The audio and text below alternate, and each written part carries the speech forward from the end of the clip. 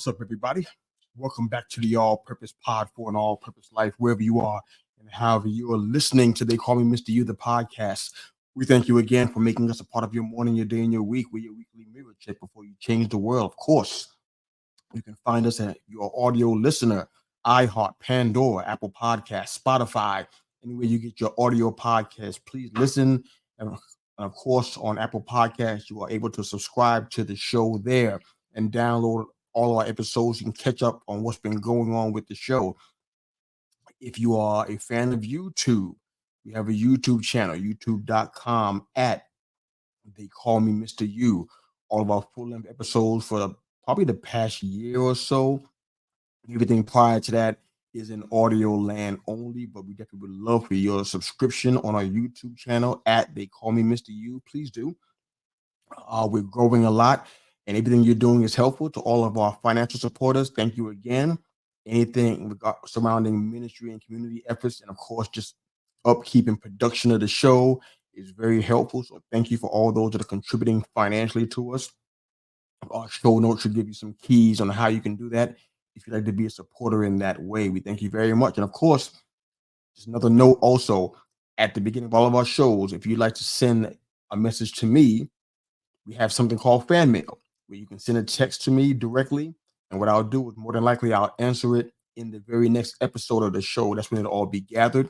So I'll respond to your direct messages on the following episode of our show. So at the top of our show notes, you can click on fan mail and definitely give us a shout. Let us know what you think about the show, any ideas and comments and questions you may have for me.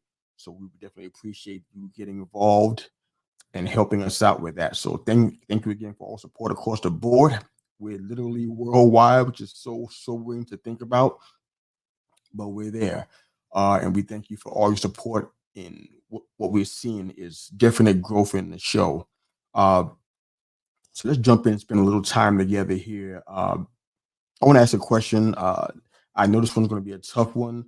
More than likely, when you hear the question, you're probably going to want to go ahead and shut it on down, because it's that kind of question that strikes fear into the hearts of even the strongest person. What if all the work and effort you've been committed to was for nothing? What if all the work and effort you've been committed to was for nothing? What if you were actually on the wrong path all this time, all these weeks, months, and years? These are questions worth considering. I'm going to ask them again just one more time to make sure we got it. What if all the work and effort you've been committed to was for nothing? What if you were on the wrong path?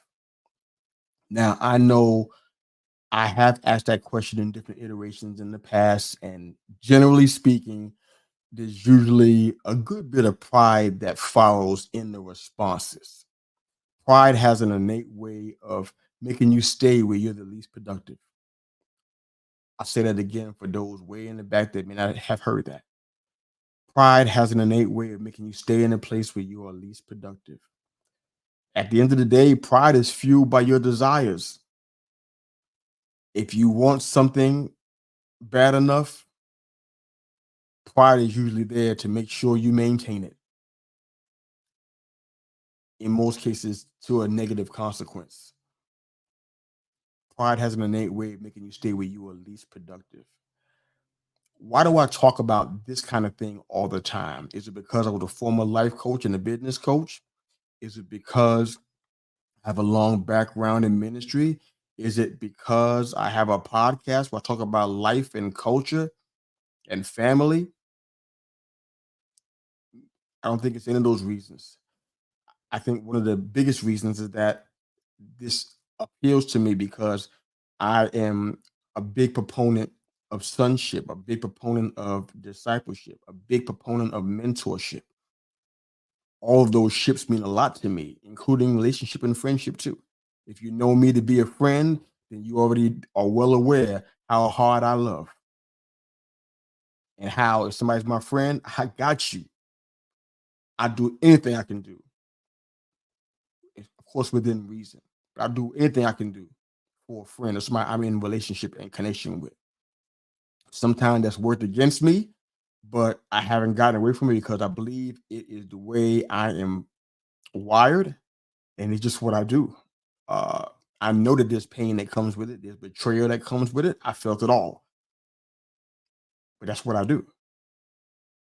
And I'm bringing all this up because that's the reason why I ask these questions. This is the reason why I do podcast episodes like this one. I can stay in the sports realm, I can stay in the gardening realm and never ever touch stuff like this. But a part of me wouldn't be alive. So I got to ask this question. What if all the work and effort you've been committed to was for nothing? What if you were on the wrong path? What's your next response? The common response is pride. I figured out on my own. I don't need no help. Or I think I'm doing great. It comes down to what you actually want to accomplish. What's actually the end game for you? And we'll come back to that question again at the end of the episode. But what's your end game? If you want a specific result or a specific outcome, will it change the world? Will it change your standard of life? Will it make lives better for other people? Or will it just help you temporarily resolve a concern or issue? Or perhaps put a band-aid over something that's going on that needs a long-term look as opposed to a short-term solution? I don't know if you ever heard of this rule, but I read about it in business circles and in a lot of business books. I'm a avid reader of those success books and things of that nature, people skill books. And there's a principle called the Pareto principle. Pareto. It's used in business and economy. If you were ever an employee and you felt like you were a hard worker and you outworked your peers, then you probably agree with this principle. What it essentially means is that 80% of the work is done by 20% of the people. That's just one aspect of the Pareto principle. There are definitely several different practical examples of this. For example, if you're in the world of trading, if you do day trading, 80% of the returns comes from 20% of the trades.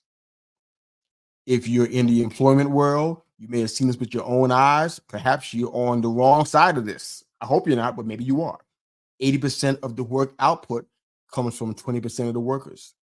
As someone who worked for the government and was an administrative supervisor in that realm, I've seen the people who were the 20% of the workers doing 80% of the work.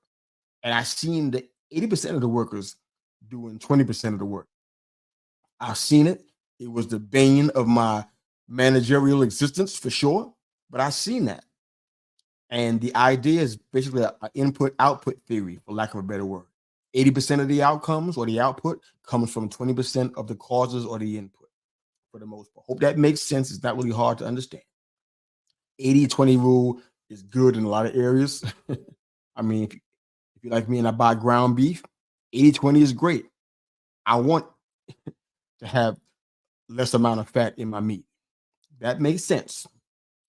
But I don't want you to get the idea that the 80% of the outcome is inconsequential or doesn't mean anything and you just focus on the 20% only. I'm not advocating that. What I am just saying is that there's an idea that that much more comes from the few than from the masses. And I think if we look at life and be realistic about what we're seeing, I think we can see that.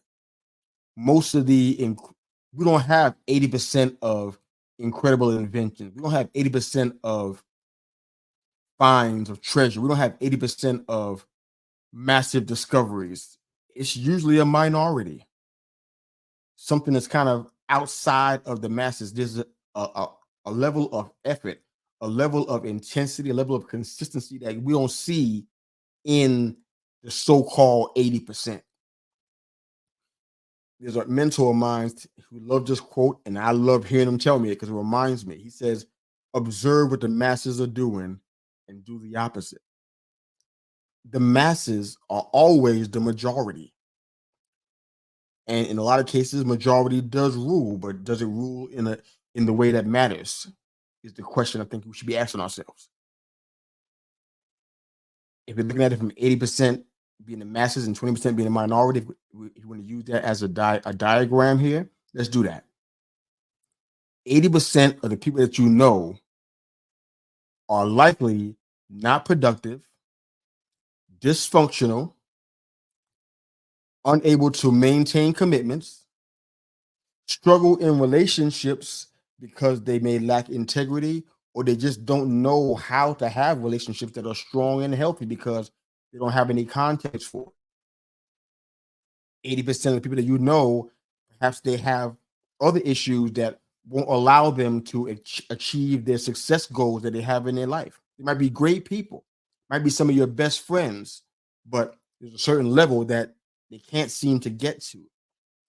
And if it's not in your life, look at it from a wider scope. But usually the masses are doing things that won't amount to much. They won't accomplish much. It's usually an anomaly, and which is sad, but it seems to be a fact of life that the anomalies are people who accomplish those great things. They discover something that hasn't been discovered, or they make some kind of incredible scientific discovery, or some kind of cure for a previously incurable disease, or somebody who makes an invention or patents something that changes the world that we live in and the way that we're living right now and people's quality of life. Why are we talking about the 80-20 principle? Why are we talking about the Pareto principle?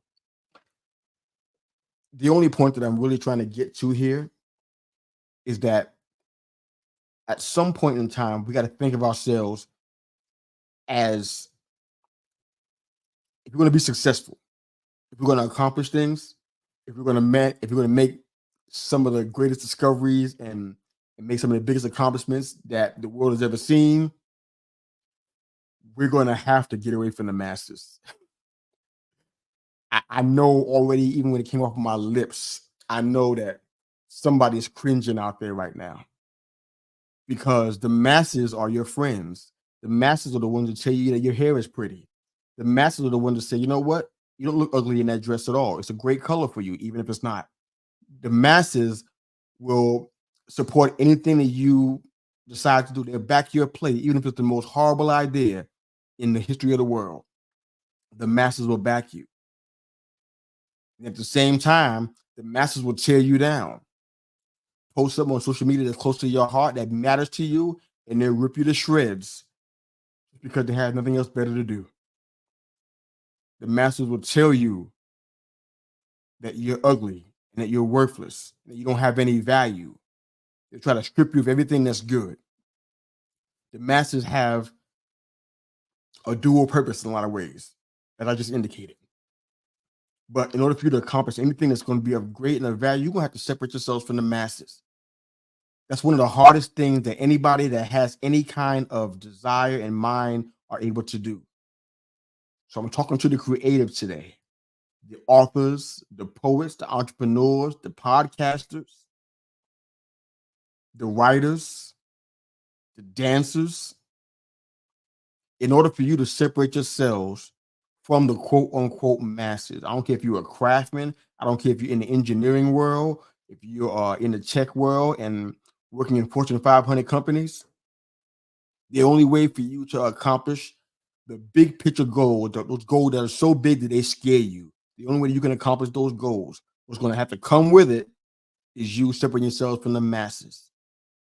Scripturally, every single time that anybody's accomplished anything of any kind of great note came first with a separation. The 80 and the 20 make up the 100%, but they can't stay together. There has to be a distinction being made. Abraham was instructed by the Lord to leave his entire family, everything he knew, the comforts of home, to go to a place where he was given no instruction, no directions, no GPS, to go and accomplish something that nobody else in the world can say they did: become the father of many nations. We're only here because he said yes to what God told him to do. Anything that's of a great accomplishment of note is going to require separation. Look at the story of Joseph. You can see it in Genesis 42, I believe it is, in that general vicinity. You can see that he eventually became the governor of Egypt, second in command only to the Pharaoh. Look at what happened in his life before he got there. What he accomplished was a life-saving assignment. Generations of people were saved and preserved from death just because of his role as a governor. But what did he have to endure to get to that place? He had to separate from his family. His brothers threw him in a pit, man, and told his father he was dead. If that's not separation, I don't know what separation is. He was thrown in jail for attempted rape.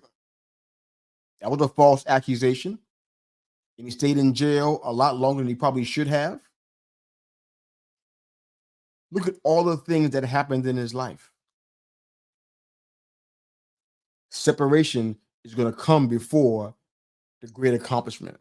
Now, I'm saying something, I'm probably just preaching to the choir, but it feels like most people don't understand that this is a thing.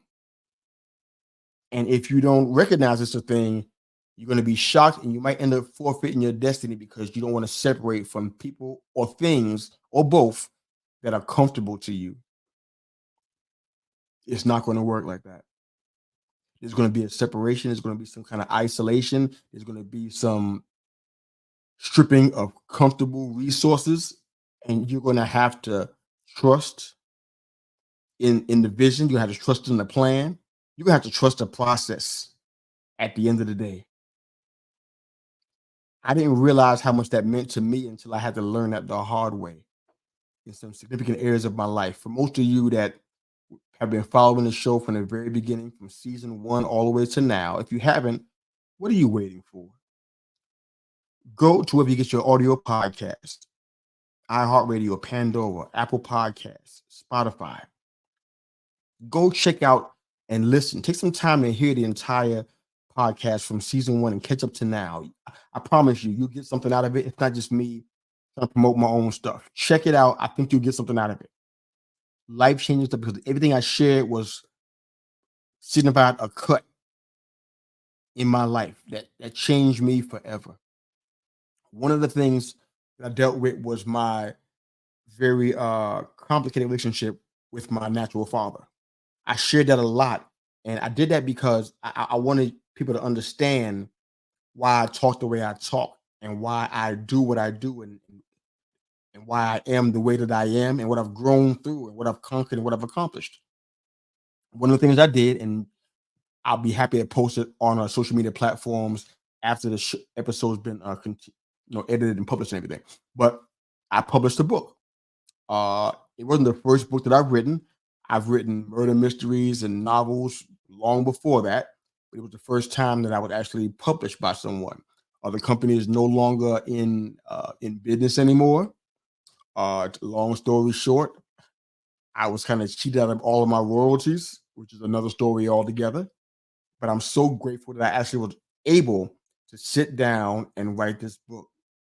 I wrote the book in about 7 weeks, 194 pages in about 7 weeks. I was on fire, man. I felt that I had to get that thing out of me. And it was therapy like I never even understood therapy to be. I was healed in so many ways just by putting this stuff out here and dealing with some hard things. Here's a little picture of the book. Get a chance to check it out. I don't recommend that you try to find it because it's going to be a long search. It's really hard to find now. I think that there's a really strong chance that I'm going to have the book republished and kind of have it put back out. I think the story is valuable. I think the story has potential to be life-changing for a lot of people who are in blended families. And even those that are natural fathers, I think you can learn from this and you'll see your responsibility and your role in the nuclear family in an entirely different way. So I definitely highly advocate that when the time comes. If you already have a copy of this and you already read it, I think you understand what I'm talking about. Please share it with somebody who hasn't had the privilege. But I'm sharing all that to say, that to accomplish anything great, in order to even do what I was doing, and even to write this book, I had to be separated from some family members. A lot of backlash came at me because of what I was talking about in the book, what I revealed in the book that was happening to me, what I shared that made some folks uncomfortable. Anything that you decide you want to do that's going to be on the level of any level of greatness or any level of accomplishment, it's going to come with some backlash. Everybody's not going to be down with what you're trying to accomplish. It's going to have to be separation. You're going to end up being part of the 20% and no longer part of the 80% where you're comfortable with the masses surrounding you and telling you how great you are and not ever correcting you or giving you truth or wisdom or cutting on you. If you're one of those creators that I named earlier, if you're in those areas and you know you have something great inside of you that has to come forth, a great idea, a great invention, uh, a great plan or blueprint, you can't do it from within the masses. I'm just telling you, it's just not going to work. As a matter of fact, I go on record and say it's never worked for anybody. There has to be even some of the greatest minds in business today, all the big names you could think of, like a Bill Gates, Steve Jobs, Elon Musk, you name it. You keep on going. Whoever you consider great in the world of business, technology, and commerce, ask them if separation is part of the success plan. Ask them if that had to happen to them before they stepped into another level of greatness and accomplishment. It's most definitely going to happen. And one thing I want to encourage you guys with, just one last thing. I want you to take a look at Matthew 25, the 14th verse to the 30th verse. You can read that in your own time, but we talk about it so often, you might know it by heart by now. It's the parable of the talents. Short story. 3 men were stewards of a great owner who had much wealth. The owner had to go out of town. He left his 3 stewards in charge of his wealth. One was given 1 talent, one was given 2 talent, one was given 5 talents. The one that was given 1 talent made a critical mistake and it cost him. He didn't invest what he was given. He wasn't a good steward of what he was given. But the one thing that never happens, and here's the point I want to make to you guys. Hope you can catch this. The one thing that never ever happened was that the person who had the 1 talent was condemned for having 1 talent. It never happened. The person that had 2 talents was never condemned for having 2 talents. Nor would the person that had 5 talents praised for having 5 talents. It never happened. They were judged by what they did with what they were given. So I'm talking to everybody out there. If you're an author, a poet, an entrepreneur, a writer, a podcaster, in the business or commerce world, in the tech world, it doesn't matter how much you have that you're starting with. Use what you have well. Utilize what you've been given, like the man with the 1 talent was supposed to do. Utilize, multiply, duplicate what you have and build it. Use the 80-20 principle in that way.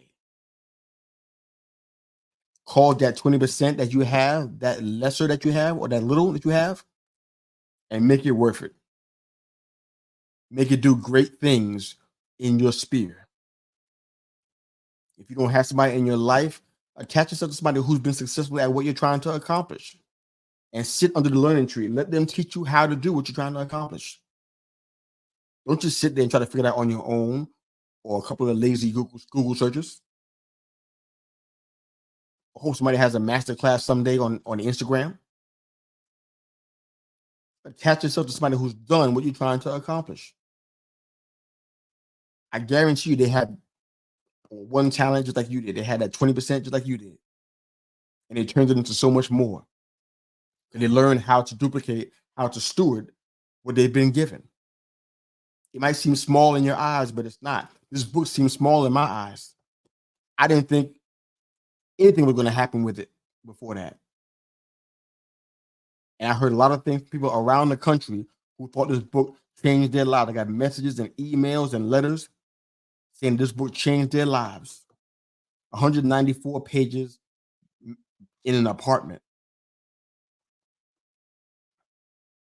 and it changed their lives. It was in my house then, but the point is that I didn't think it was going to be of significance. And who's to say that this is even done? This book may go on to change even more lives if it's put back into circulation. But the question is, what do I want to accomplish? What I want to see happen with this book and what's inside of it? Do I want my life on pages again? Or will I choose to take the little that I've been given and use it to do what we talk about in the podcast all the time, change the world? I hope it's all made sense to you. I hope you understand the Pareto principle, and hopefully you're not on the wrong side of that principle. If you're doing all you can to be the best that you can be and do what you can accomplish. Maybe you got a book inside of you, a business idea inside of you. Maybe you got a book of poems that you want to write. Maybe it's a novel you want to write. Maybe you want to start your own podcast. Maybe you want to write blogs or be a content creator. Maybe you want to start your own tech startup. Whatever it is that you decide you want to do that you think is valuable and it can make a difference in this world, I applaud you. Sit under the learning tree of somebody who's done what you're trying to accomplish and let them help you. Let them teach you. You may not feel good, may not always go down smooth, may ruffle your delicate sensibilities, but let somebody help you in this situation. We can't do it by ourselves. Nothing that happened that I'm describing, nothing regarding this book happened by itself. It wasn't because of me. There were people and situations in my life that helped to forge what came out in this product and in the product of your lives right now. You didn't get here by yourself, and you're not getting forward without help, without mentorship, without support. So just want to encourage you guys, understand what the end game is. I asked you the question earlier, what if all the work and effort you've been committed to for nothing? What if you're on the wrong path? Don't be afraid to pivot. And don't be afraid to change course and change direction. It's super easy for me to look at this book that I just showed you guys multiple times during this episode and say, you know what? I wrote it, but look what happened. It wasn't a New York Times bestseller. The company went belly up, feeding me out of my resources and my royalties. Took me for a ride for the most part.